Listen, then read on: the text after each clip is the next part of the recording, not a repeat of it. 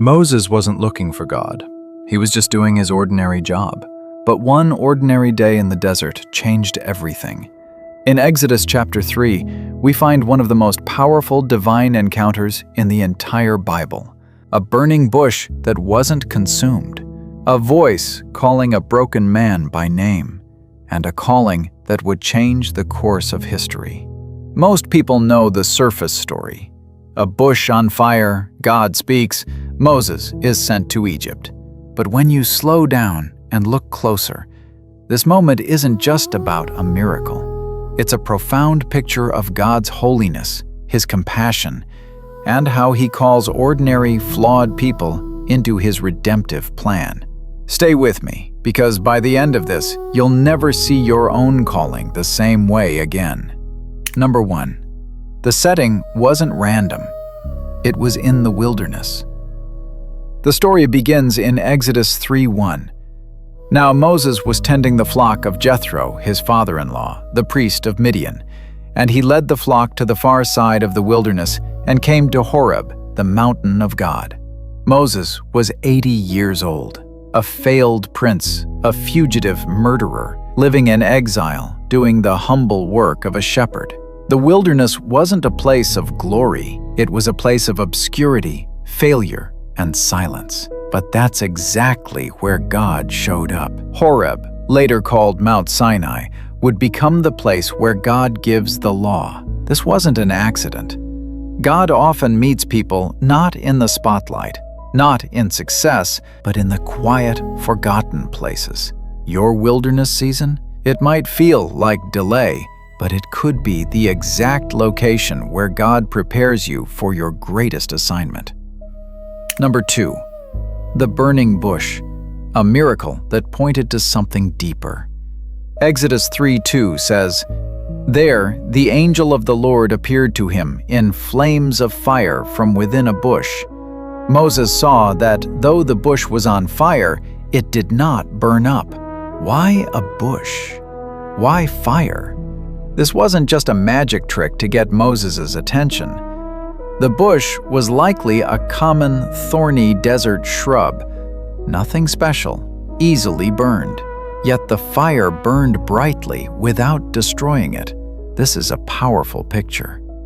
Fire in Scripture often represents God's holy presence. The bush represents something fragile and ordinary, like us. The fact that it wasn't consumed shows that God's presence doesn't destroy what it touches.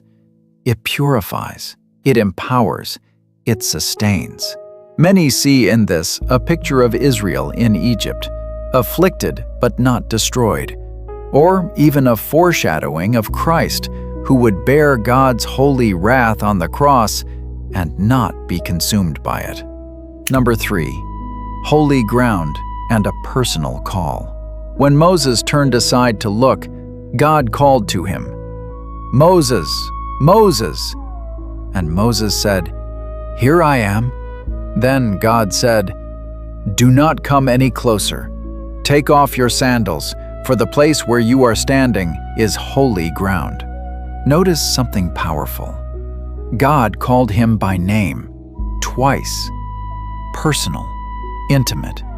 Then he declared the ground holy, not because of the mountain, but because of his presence. Moses had to remove his sandals, a sign of reverence and surrender. This is how God still calls people today, not with thunder first, but with a drawing of the heart. He knows your name. He meets you where you are. And when he calls, he expects a response. Here I am. Number 4. The God who sees and hears. God doesn't start with the mission. He starts with compassion. Exodus 3:7-8. "I have indeed seen the misery of my people in Egypt. I have heard them crying out because of their slave drivers, and I am concerned about their suffering. So I have come down to rescue them." This is the heart of God. He is not distant. He sees, he hears, he knows, and then he acts. The burning bush wasn't just a sign for Moses. It was proof that God had not forgotten his covenant with Abraham, Isaac, and Jacob. Even after 400 years of silence and slavery, God was moving. If you're in a long season of waiting, this should give you hope. God's delays are not denials. Number 5. The reluctant messenger and God's sufficient presence. Moses immediately objects. "Who am I that I should go to Pharaoh?" He felt unqualified, too old, too slow of speech, too broken by his past. But God didn't argue with Moses' insecurities. He simply answered, "I will be with you." The calling was never about Moses' ability. It was always about God's presence. And then comes the greatest revelation of all. When Moses asks God's name, God replies, "I am who I am."